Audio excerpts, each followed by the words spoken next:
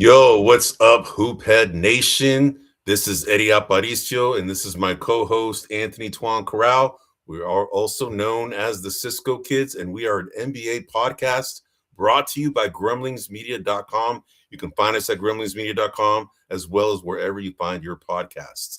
Tonight, we're going to go ahead and cover the Thunder. All right, the Thunder are an unbelievable pace.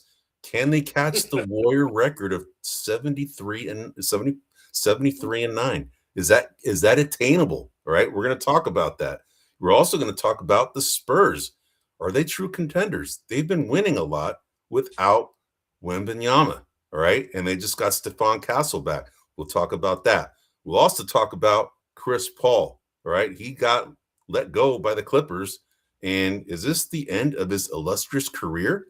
I don't know. We'll talk about that too. And of course, like we do every week, we're going to go ahead and dovetail into Warrior talk, right? So we'll talk about the NBA first, general NBA, and then we're going to dovetail into our Warriors. All right. Yeah. So we're here live every Wednesday, although this week, unfortunately, we couldn't do it yesterday.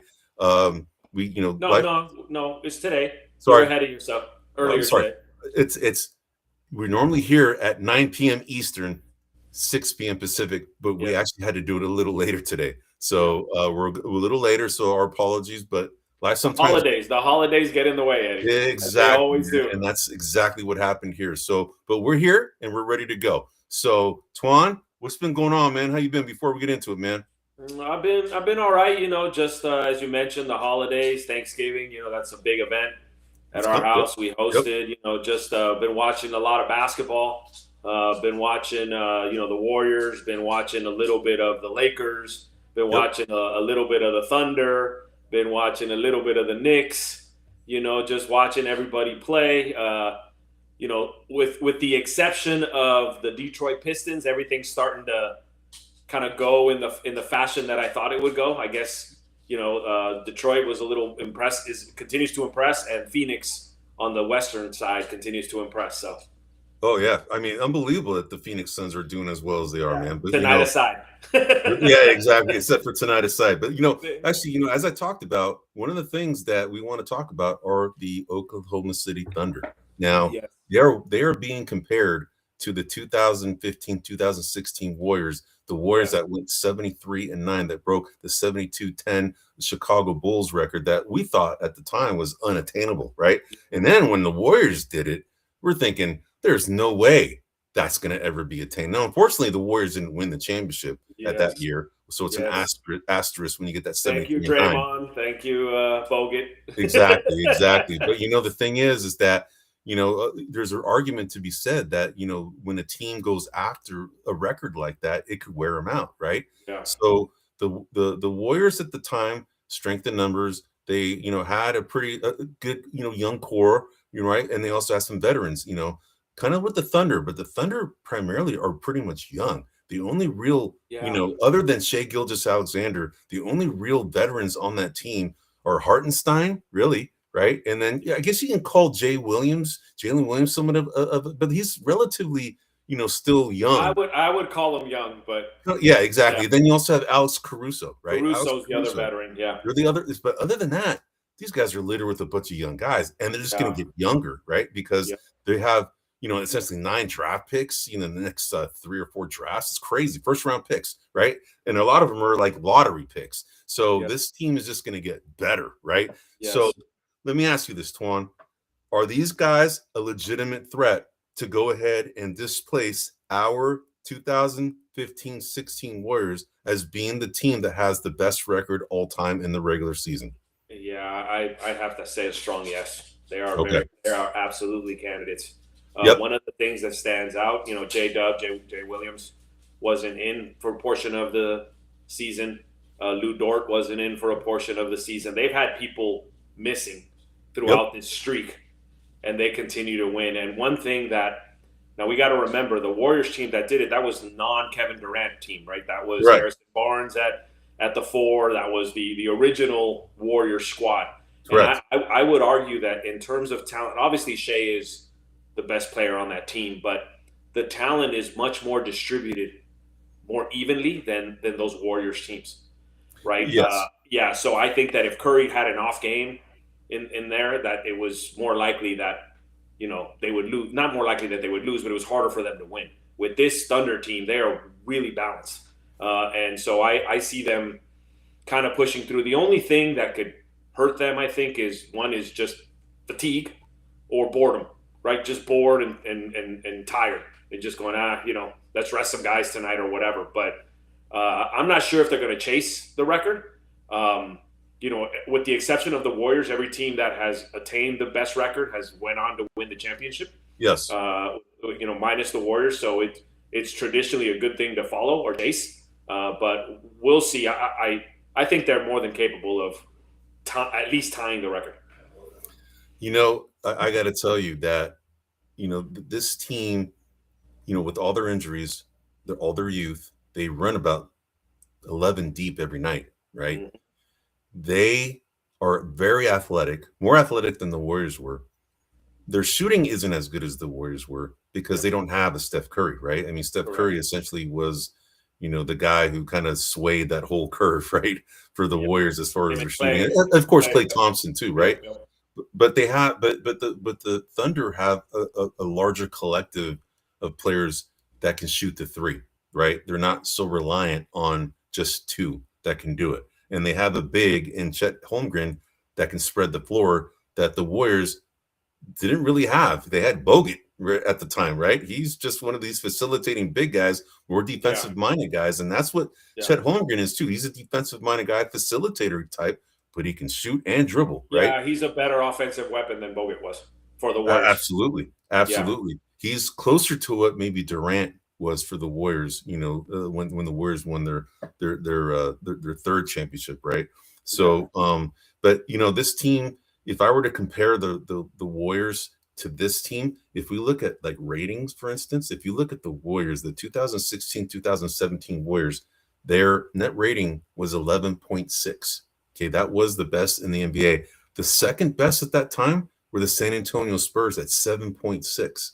Now you compare that to the current Thunder team. Current Thunder net rating is 16.21. That's ridiculous, man. 16.21. Now what's interesting is they're winning on an average of 16 points per game. Is basically what that tells you. That's exactly what it's saying, right? Now the second place team, as far as net rating this year, are the Houston Rockets. They're at 10.88. They're pretty close to what the Warriors were back in 2016 when the Warriors were at 11.6. Again, the San Antonio Spurs are second at 7.6. But if you look at offensive rate, I was going to say, but the differential is greater, right, between 1 and 2 than when. Because San Antonio was closer to the Warriors than Houston is to Oklahoma City. Yeah, because you look, right now, if you look at the difference between the two, it's roughly about 5.4 right now between the Oklahoma City Thunder and the Rockets. The 5.4 is the difference. When you look at the San Antonio Spurs to the Warriors back in 2015 and 16, the difference was 4 because 11.6 to 7.6. That's 4, right? 4 points. So, but if you look at like the offensive rating, okay, the offensive rating for the Warriors, they were at 115.6. That's 115.6 points per 100 possessions. The offensive rating for the Oklahoma City Thunder is 121.63. That's actually 5th, though. That's 5th in the NBA right now. Yeah. Number one. Can you guess who number 1 is?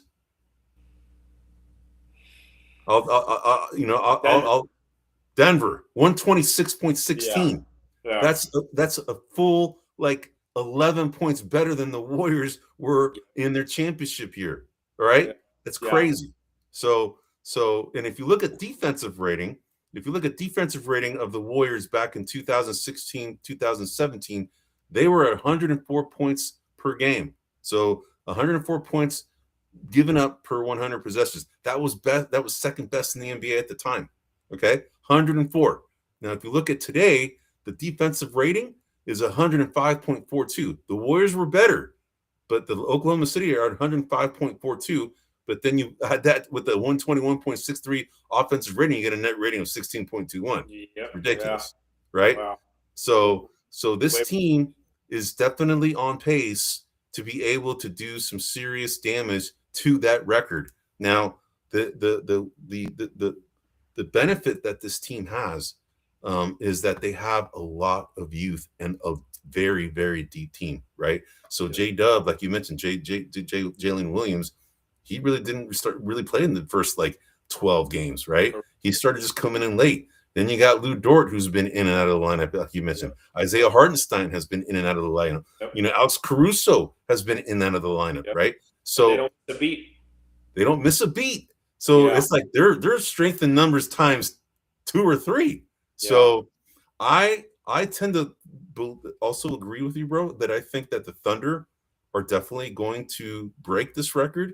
It really comes down to whether they want to or not. Correct. But from what I've seen on the court, bro, this team is as hungry as they were last year, and they are the defending champs, right? It's almost like they have a chip on their shoulder, like they heard kind of the rumble or the rumors that you know, this team isn't. This is like a one-trick pony, one thing. You know, the Shai Gilgeous-Alexander. You know, without him, they're not that good, right?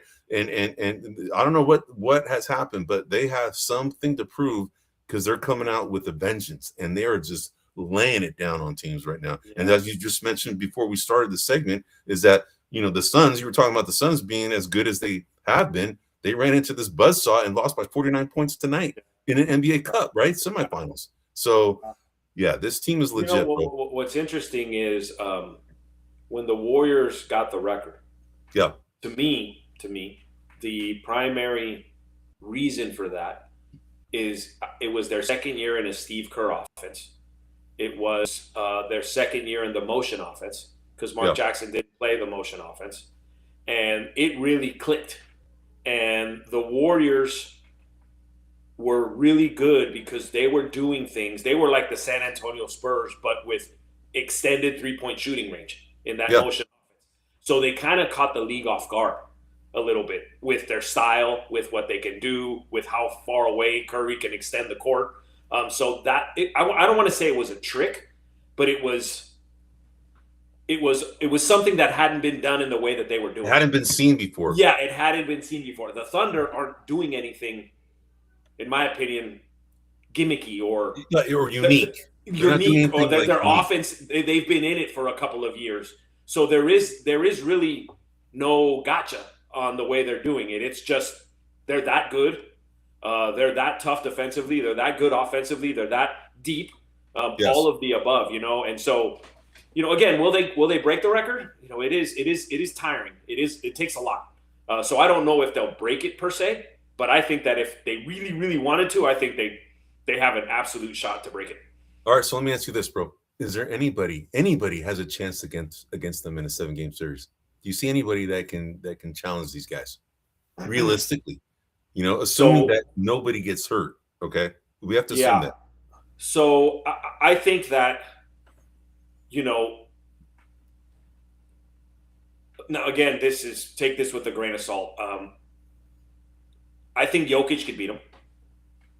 You know, if Jokic has his masterful game and he's running shop and he can disrupt it, you know, I'm not saying he would, but in order to beat the Thunder, it's going to take an extraordinary effort by a star player. So, like, I think Curry could beat him. You know, would they do it? I don't know. You know, he'll be tired. He's old. There's a lot of things against him, but he could do it. Durant could beat them. You know, so So I think from the Western Conference, it would take an extraordinary effort, like a Herculean effort from some superstar, from a player to disrupt everything. But the likelihood of that happening, I'm not sure. So all the stars. So in essence, you're saying for the Denver Nuggets, because they have an unbelievable player in Nikola Jokic. Yep, he has to have his essentially 4-time MVP hat for all 7 games and just be scoring at an unbelievable clip as well as distributing, right? To have a shot. Yes. You also have to have like a Kevin Durant go back to 2015 Durant, right? To kind of carry the load, you know, of the team from an offensive standpoint with the team that already is pretty good defensively, right? Which is what the Houston Rockets are. Then you're also saying you also threw out someone like a Curry, you know, although, you know, the Warriors tend to play the Oklahoma City Thunder pretty well. Yeah, Except the first game this year, right? They got blown out. The second game this year, they were without Curry, but they gave Oklahoma City Thunder a run for their money for a period of time, right? And then, of course, Oklahoma City Thunder being deeper than the Warriors, they turned it around and beat them by 12, right? Correct. And they beat the Oklahoma City Thunder last year on Oklahoma City's run to the championship. Yes. So I mean, obviously, all of this is like science, right? Like there's matchups and who fits. But to me, it would take that effort, and the team as a whole who has the best chance, just based on talent, I would have to go with the Houston Rockets. Just because they can match them from a youth Sengun is a player. Amen Thompson is a player. Obviously Kevin Durant is a player. They got some problems that they could present to Oklahoma City. So as a team, I think that they might have the best chance as a team. But they really don't. They're not as good as the Thunder. Player for player, they're not as good. Yeah, and I would say that, if I were to look at the teams in the West, the Lakers, I don't think have it. They're not the Warriors as constructed may not have it as well, although they have Steph Curry, and any team that has a Steph Curry has a shot, right? And we'll get to our Warriors segment, but they definitely have been playing better recently, and we'll talk about that, right, and see where that goes. But in the East, you have the Detroit Pistons. They're a young and up and coming team. Yeah. Are they deep enough? Are they athletic enough to keep up with the Thunder? I don't know, right? I mean, they're good, but I don't. The Thunder are a different level, man. You got the Magic in the West as well. You have unbelievably the Celtics out of nowhere have started playing well too. It's like nobody counted this. No, I had them. I think. Out of the playoffs, I think I had them, but I don't remember where I ranked them. But yeah, I definitely didn't have them at third. No way are they like at third, man. So I don't see anybody really challenging this team. Like I would say the main team, in my opinion. You say the Rockets. I'm going to say the Nuggets. All right. Okay. Now I want to dovetail into the Nuggets a little bit here too, because the Nuggets, in the last 10 games, they're 7-3, right? They're one of the better road teams in the NBA, but they actually have lost 4 in a row at home. Mm-hmm. Is that unbelievable, Mo? Let me ask you something. Is this something to look at, or is this like nothing to see here, man? Well, I think there's something there. Okay. For the simple fact that, Denver's always had an advantage because of the altitude that they play at. That's always been an added thing for them, and they've always been a strong home team. So I think there's something there. Is it enough to like impact their season? I don't know, but I'm definitely paying attention to their home record. I'm kind of like looking and going, that's a lot of losses in a short period of time for this team. And what's interesting, and they haven't really, I believe. Yeah, they lost to Sacramento, they've lost to San Antonio, they've lost to Dallas, and they've lost to Chicago. Those are the 4 teams that they've lost in a row, okay?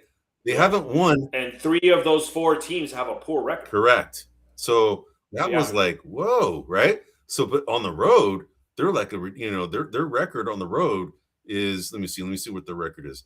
Their record right now on the road is 11-2, okay? 11-2 on the road. That's second best in the NBA, by the way. Okay, the first being the Oklahoma City Thunder at 12-1 away, okay? So the Nuggets are 6-4 at home. That surprises me. Okay. Do you have Jokic's stats from home and away? For what? For away and home? Home and away. No, I mean, let's put it this way. I could find it. I just don't have it right now. No, all good. I don't expect you to have it. I'm curious though. He's playing himself into shape. Yeah. And I'm curious if the altitude at home is impacting his play and if his numbers are a little bit different at home versus on the road. It's possible. It's another. Yeah, I haven't looked at the numbers. Yeah, but I'll look that up myself. Yeah. And just kind of and get an idea. So would you say, because when you're saying that, I asked you, is there something to keep track of or nothing to see here? You're saying it's something to keep track of, and I think it's something to keep. And it's mainly because of Jokic's not being in shape. Would you say that that's one of the main? Well, I would say that that's definitely something that I would think about as the reason why. Because Jokic is the motor that makes that team run. He is that team. I mean, Aaron Gordon's been playing significantly better. His outside shooting has Yeah, but gotten he hasn't better. played in a while. He's been hurt. I know he hasn't played. Yeah, he hasn't played. But I mean, I'm just talking In about the general. overall talent. Yeah, In in general. general. Yeah, and Yeah. so if Jokic is playing more tired at home, then I think that's a reason. And then if that's the reason, then I guess my thought would be then nothing to see here. He'll play himself into shape. By middle of the season, he should be back to where he should be, and then everything is fine. All right, fair enough, man. Fair enough. All right, let's dovetail into the Spurs, man. Okay, so the Spurs Yes. are playing tonight against the Lakers in the NBA Cup semifinals. Right now, we have the three of the teams that have been established in the NBA Cup. We have the Thunder, we have the Magic, then we also have the Knicks. Okay, those three teams have been established for the NBA Cup semifinals, and the last team that remains is between the Lakers and the Spurs. Now, the Spurs have been without Wembanyama due to a calf strain. One of these. We have a clip or a short about the calf being the new epidemic in the NBA, right? And we have a whole segment that talked about why we think that's a possible emerging issue, right? Is because other players who have had this injury, if it wasn't well managed or well treated, it became into something even worse, which is an Achilles injury, right? So which is out a year. Yeah. Minimum. Yeah. Right. And you're losing a year, right? When that happens. So these guys, I think you had a good point that, teams are starting to pay attention to this, and that's the reason why they're being very conservative on this, right? Yeah, so, but they've been without Wembanyama, but now now comes Stephon Castle, the reigning rookie of the year, right? So he came in, and then Dylan Harper's come back from the same strain calf injury, right? So he's back. You have Harrison Barnes who's he's playing out of his mind right now, bro. All right. Yes. And he's kind of going back to when the Warriors drafted him, because he played, he had a pretty good 3-shot too at the time, but he didn't hit him when they needed it, and that's why they went after Kevin Durant, in that offseason, because Harrison Barnes wasn't shooting like he is now, right? But then you have De'Aaron Fox, right, who is a legitimate point guard in the NBA, and you have just a plethora of other guys. Champagny, you have Cornette. You just have a bunch of guys. Keldon Johnson, who's the longest. Cornette was a huge pickup. Oh, who was it? Cornette was a huge pickup for the Spurs. Especially now with that freaking Wembanyama. Well, that's my point. I mean, he's nowhere near as good as Wembanyama, but he can fill in for an extended period of time if Wembanyama's out. Which, by the way, you and I have praised Wembanyama about being potentially the greatest player to ever play, but both of us kind of put an asterisk on that. It depends on his health. And he's having health problems. He's young. He's really young. He's too young to be having this much health. Well, yeah. I mean, the deep vein thrombosis is an unfortunate thing that no one can see that coming, right? But these muscle issues, right? I mean, he's a long, stringy guy, right? His center of gravity is pretty high. He's got stronger guys kind of boxing him out. Who knows what kind of a strain that has on his overall body and how he's kind of coping with it, right? When he has to compensate for that weight differential or the low center of gravity that some of these other players may have, that he might be compensating by doing some of these things with his calf. Who knows, right? But the question I want to ask you, bro, that even without Wembanyama, they have still continued winning, right? And I think they're beating the Lakers right now. It's over. They already won, right? They won 132, 119. So there you go, man. So are these guys true contenders for the cup or for the final for the NBA? For being a contender in the NBA finals? Are they a contender to come out of the West? To challenge the Thunder. Let me put it that way. Yeah. No, not to challenge the Thunder. Okay. No. Do you see them being not yet? Do you see them being a top 4 team? I see them winning, or I see them making the playoffs. Okay. And winning one round.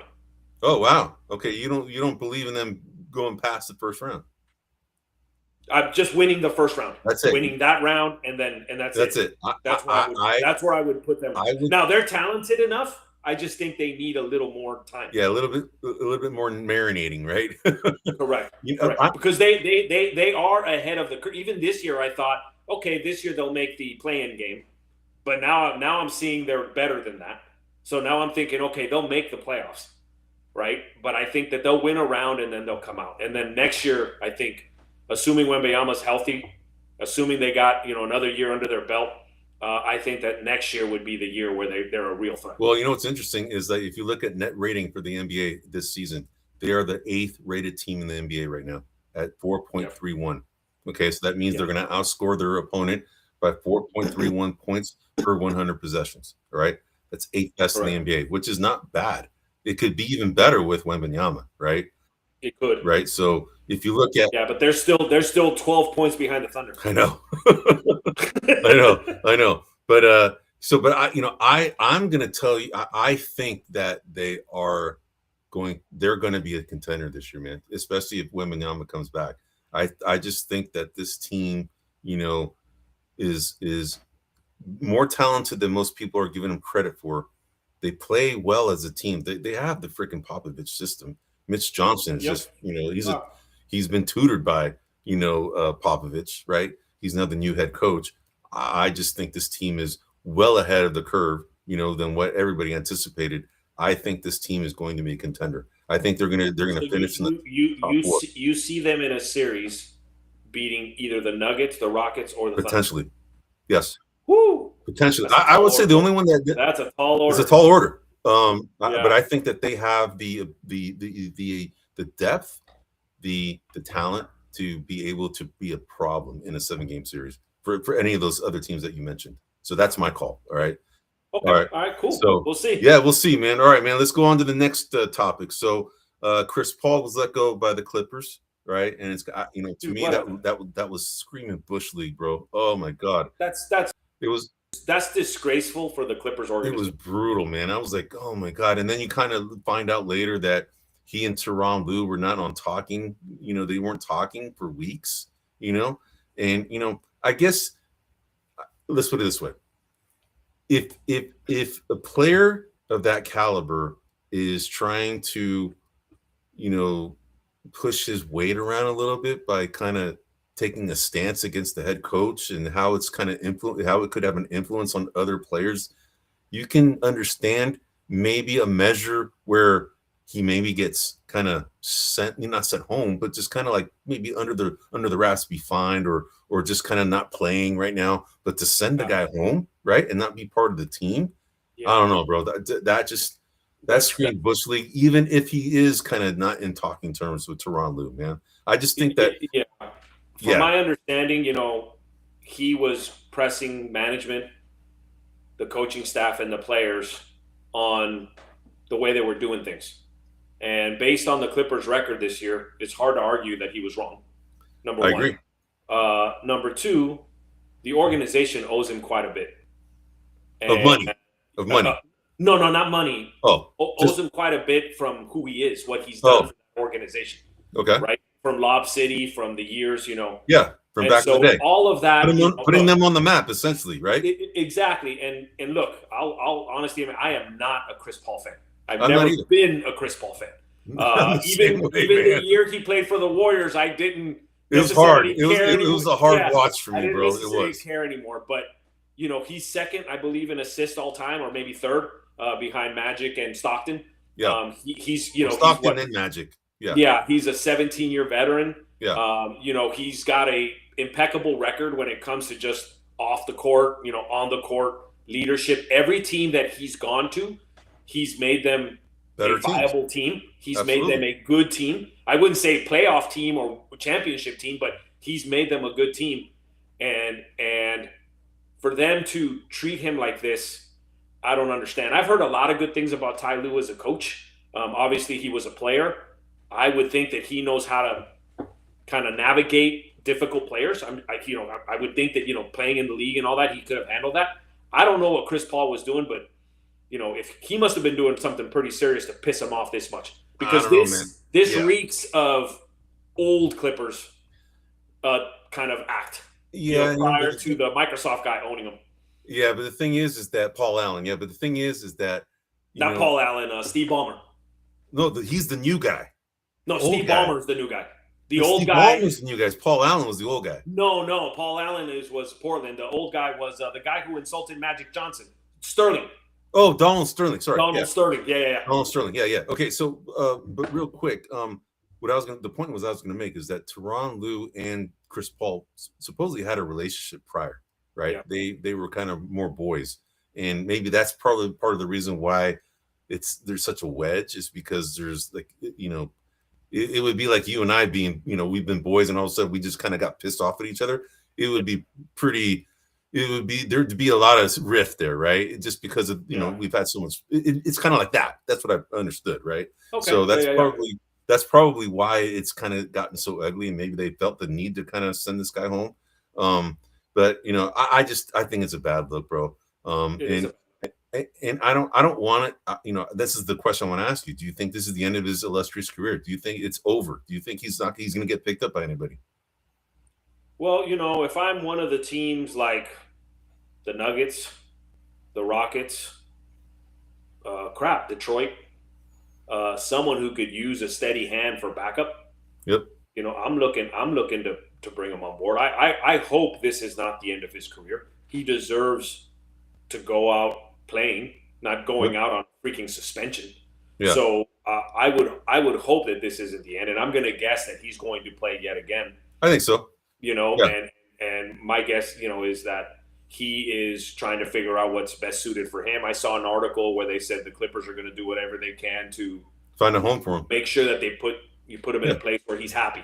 Yeah. So they're going to do that, and I think he'll play again. Yeah, hopefully for a team that goes deep into the playoffs.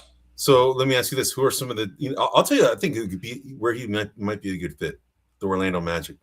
Yes. I think he'd be a good fit there, man. Yep, that's because they don't really have a true point guard there. I mean, they have Jalen Suggs, who is kind of a combo guard, really, right? Yep. So I think having somebody like a Chris Paul with his his experience, his ability to control tempo, to be able to control the team, to get the team in the right flow.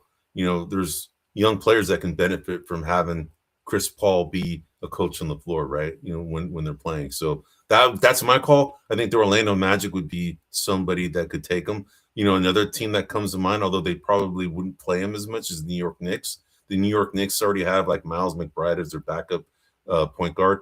They also have Jordan Clarkson, who can kind of do that too for them. But the Orlando Magic, to me, screams that they would need somebody like that. Okay. Another team that could benefit from Chris Paul is maybe the Toronto Raptors, right? Because they have Emmanuel Quickley, they have Jamal Shed, who is their backup, who came out of Houston.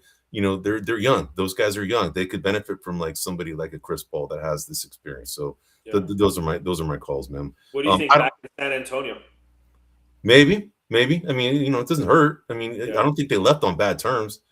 So not a bad call either. Because they have De'Aaron Fox, and then who else is there? Who's their backup there after that? It's not Jones. That's why I'm bringing him up. Yeah, it's not Jones. It used to be Trey Jones, but he's now on the Chicago Bulls. So So anyway, I don't want to see somebody of that caliber end his career that way. Hopefully the Clippers do him right and find him a place where he's happy. That's the least that they could do, right? Because it's a bad look for the Clipper organization to send someone who's kind of, I don't want to say he's an icon, but he is definitely one of the best point guards we have seen in the NBA history, right? One of the best. So anyway, all right, man. So let's go to the East because we're running out of time here. We got some of the Warriors to cover, right? Yep. So, all right. So let me ask you something. The Knicks, all right? These guys are climbing the ranks, all right? They have been consistently climbing the ranks. Do you think this is the year that they come out of the East, as the representing the team that's representing the Eastern Conference in the finals? So I think that is a high possibility. Yep. I think they're going to be duking it out with Detroit. Detroit's really kind of proven something to me. Yep. I think that it would be a tremendous disappointment if they're not in the Eastern Conference Finals. This is their best shot, man. It really comes down to the Knicks and the Pistons, realistically, right?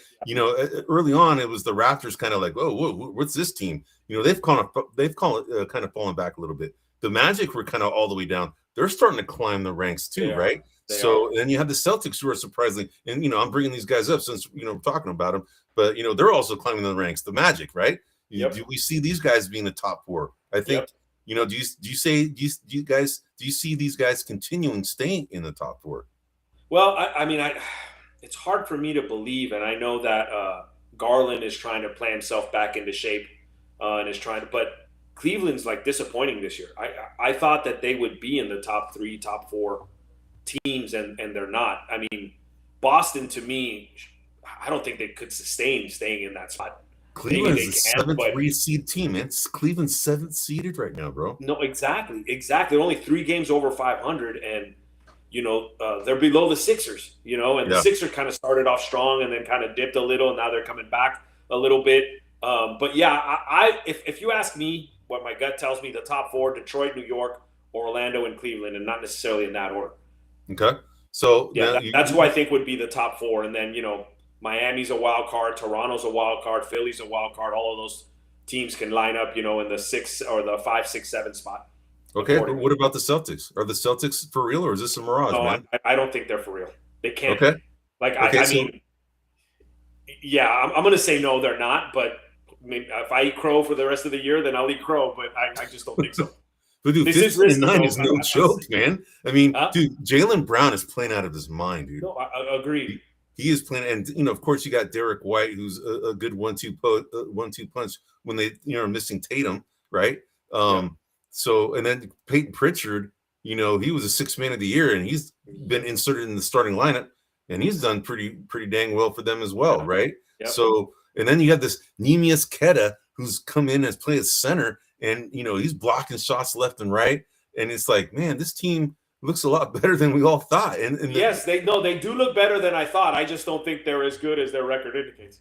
All right. Yeah. All right. And what about the Raptors, man? Do you they've fallen a little bit? Is this a bump in the road? I like them. I like the Raptors. I think they'll be in the postseason this year. I think Milwaukee's doomed. With all of the Giannis stuff that keeps going back and forth, which about him being traded potentially. Yeah, it's a distraction, man. Well, it's not only a distraction, but I keep reading things like Giannis is like, he talked to his team and he goes, "This is out of my control," and and that seems a little self-serving. He goes in there and asks to be traded, and then he kind of creates this distraction, and then he goes to the team and kind of tells them, "Hey, this is like out of my control." Like, come on, dude! Like, you're the one kicking up the hornet's nest, and now you're complaining that the hornets are flying. It's like, that's not, So I think there's just a little bit of that there. So I think Milwaukee's probably gonna suffer this year. And so yeah, I think Toronto's probably in the 7, 8, 9 seed, somewhere in there by the end of the year. Okay. Yeah. I say that's not a bad call. I'll say that they're going to be like around a 7 or 8 team, a 7-3 seed. Yeah. So, all right, man. So that's good coverage on a walk around the NBA. Let's go ahead and get into our weekly Warriors segment. All right. So, all right. So there's been a lot of grumblings, all right? Yes. And there is pun intended when I say that, right? Yes. Grumblings. Yes, I like it. I love it. There's some trade partners that are being discussed with the Warriors, namely the Brooklyn Nets, as one team, and also the New Orleans Pelicans. All right, both of these teams are not really playing for anything, and they do have some talent, right? Now, the players that are being considered right now or discussed for the Nets, it's Michael Porter Jr. That's who is being targeted or at least discussed. For the Pelicans, it's Trey Murphy. Trey Murphy, the third, as well as Herb Jones, right? Herbert Jones. Those two guys are like exactly, in my opinion, what the Warriors would love to have. Both those guys. More than Michael Porter Jr., in my opinion, right? Yes. Because they're both two-way players. I mean, Michael Porter Jr. is more of a one-way player. He can play D, but he's not known for that. He's more of a shooter. He's Klay Thompson-like, right? He's like the fill-in for Klay Thompson, right?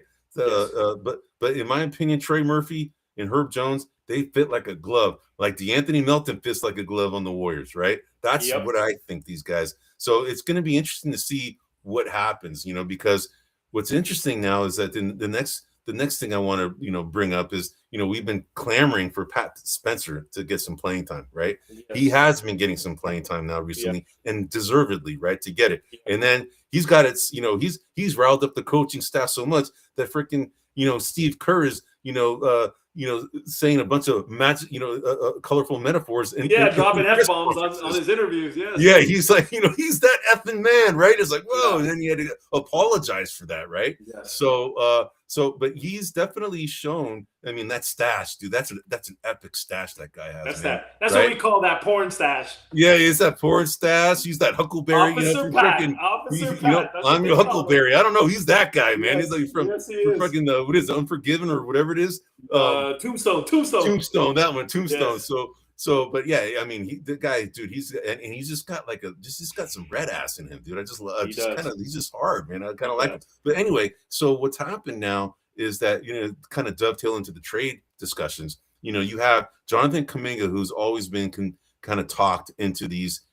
He's one of these main guys that's going to be part of these potential trades, right? Then you have like a Pat Spencer who's emerged, who's kind of made Brandon Pajemski kind of come off the bench now, which is interesting because it used to be the other way around, right? Mm-hmm.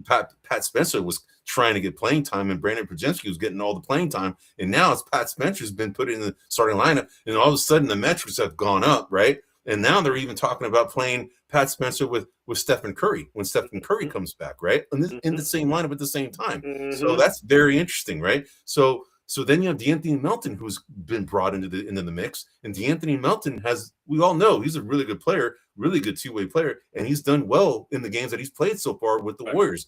Then you also have Seth Curry. Correct. Seth Curry has come in. His first game was like 14 points and 16, 17 minutes. I mean, he showed out his first game, right? Then he took a rest, and then he kind of played, sparingly in the next game after that.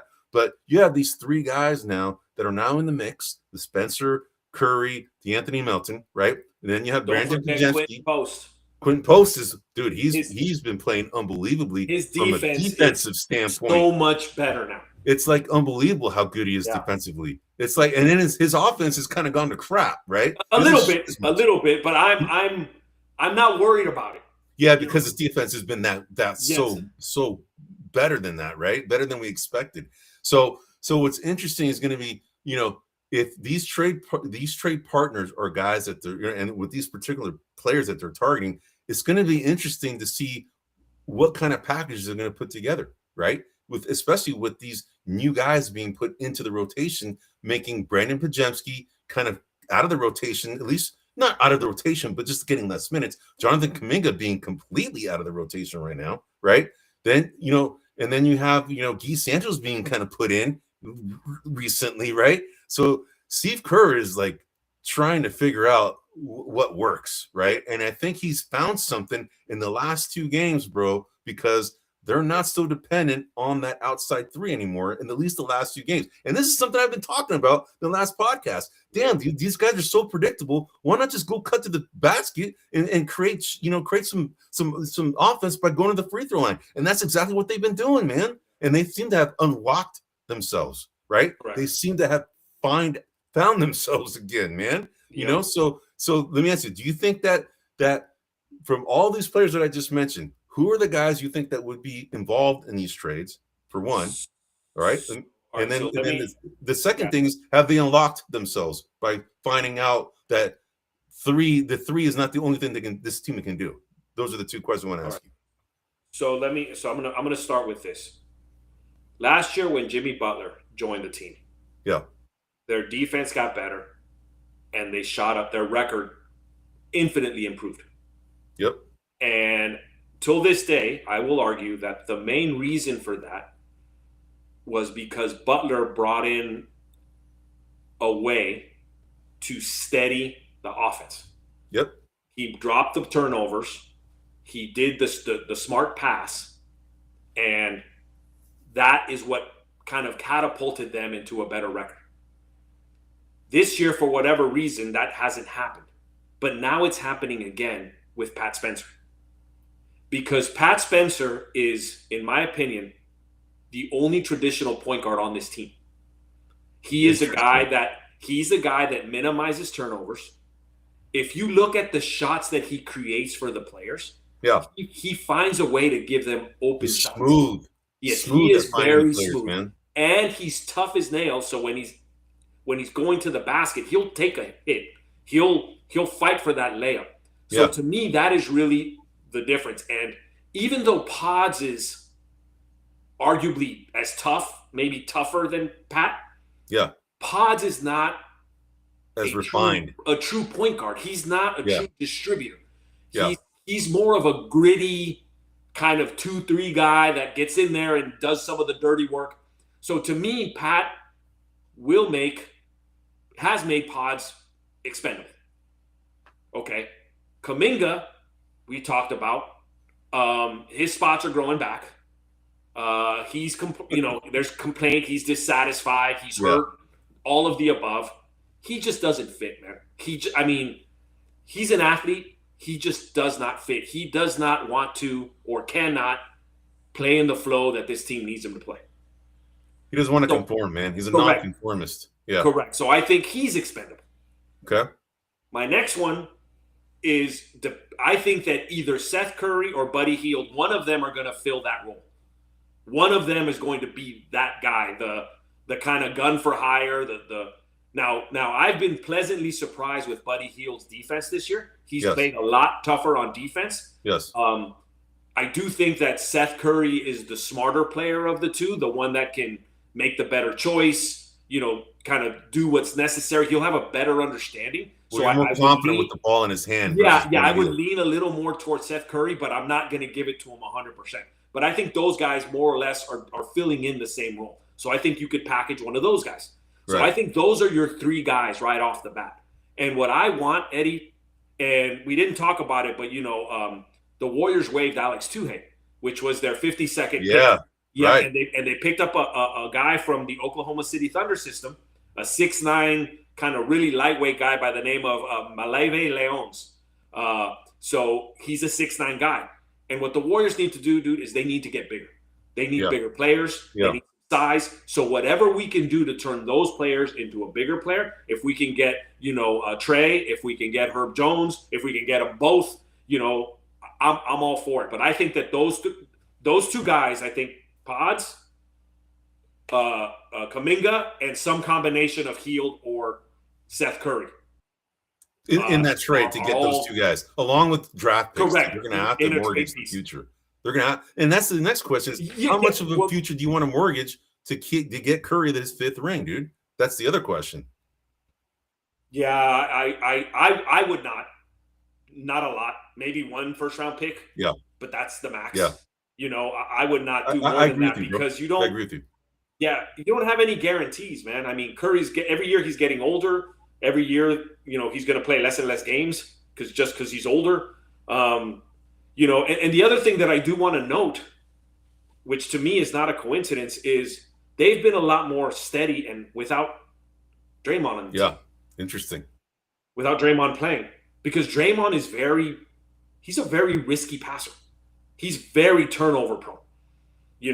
Not to mention all of his other things that we've talked about in the past, all of his characteristics, but he's very turnover prone, and when Pat's running the offense, it just seems like it flows better. I get a whiff of Chris Paul. Really, that's the truth. When I see Pat, I get a whiff. Like, we're in control. He's controlling the offense. Okay, let me ask you something, bro, because this begs the question, man. Has Pat Spencer been there all along, and the coaching staff just decided to ignore it, or did he really come on when he got the playing time? So I think that his traditional point guard skills have been there all along. What I think he's been improving is his shooting. So he's had to get a little better. I can't sit here and tell you if he's been significantly better last year to this year in shooting, but I think his shooting has improved year on end. Now the other thing about Pat is on a two-way contract. And so he's going to run out of games pretty soon, right? The way a two-way contract works, my understanding is, even if you play or you don't, if you dress for a game, that counts as a game, right? So playing doesn't matter.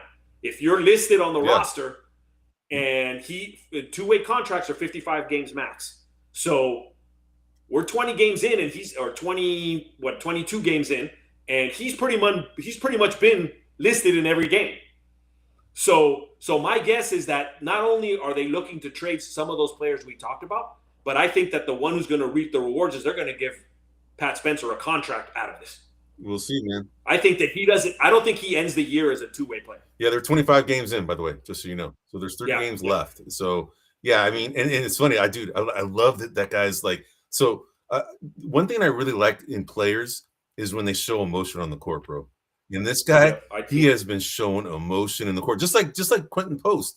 He does the exact same thing. When they do something good, they get all fired up trying to get the Quentin Post that's his thing, right? He starts kissing the crowd. And then you got freaking Pat Spencer doing the Johnny Manziel, dude. Pay me. Pay me, dude. Pay me. I'm freaking him. I'm freaking him. Yeah, exactly. I'm freaking him. I'm freaking him with his big old stash, dude. He's like your Huckleberry, right? And what I really like about Pat is he does not shy away from the moment. The moment, it can be a game winner of what that dude is gonna freaking sink his teeth into you. I mean, whether he makes it or he doesn't, he's like, dude, I'm going in. Try to stop me. And so I mean, I think that, but like I was talking to one of my daughters, I go, when you look at Pat and you see him play, you're not really gonna, there's nothing that when you can look at him and go, oh, he's really good at this, or oh my God, or it's just when he's in there, the whole team is just, I feel more relaxed. Like everything is just more at ease. It's like, okay, Pat's got it. He's a calming He's force, swing it over here. He's going to move over to there. Yeah, it's just very calming. And dude, you know this, Eddie. We haven't really had calming since 2015. The Warriors have always been risky with the ball. They've always been turnover prone. They've always made, and when he plays, I'm like, all right, cool. We may not win, but we're relaxed. Looks like he's going to become the point guard now. That's what it sounds like. They're going to have Curry play off the ball now when Spencer's playing at point guard. That's what it sounds like they're going to do. So I mean, to me, you got Pat at 1, Curry at 2, Butler at 3, Draymond at 4, and QP at 5. And then Horford comes in to spell, or Trace Jackson Davis, and then all the gluttony of guards, would come in, and DeAnthony Melton can spell Curry or Pat, however they're going to do it, but they got a logjam at the guards. Yeah, absolutely. They're just not going to, and we didn't even mention Moses Moody. I think Moses Moody is a player too that's kind of. He's had, in my opinion, these players have had ample opportunity to step up. You look at Quentin Post. He didn't need much time to get in there. He's in there now. Pat Spencer did. He got his chance. He's in there now. Like, why is it that we have to carve the road for players like Moody and Kuminga for them to figure it out? Like, dude, grab it on your own, man. Like, you got to make the most of it. You can't argue that point, bro. You can't argue that. Yeah. I mean, some guys just step up and take the bull by the horns, man, and the other ones don't, right? So. Well, dude, good conversation, bro. We are pretty much out of time for this week. We really appreciate you guys listening. We're here every Wednesday, typically at 9 p.m. Eastern, 6 p.m. Pacific. I'm Eddie Aparicio. This is Anthony Tuan Corral. We're also known as the Cisco Kidz. You can find us at gremlingsmedia.com or wherever you get your podcasts. We're going to go ahead and be here next week. We're going to go ahead and sign off for this week. We really appreciate your time, and have a good rest of the week, everyone. Take care.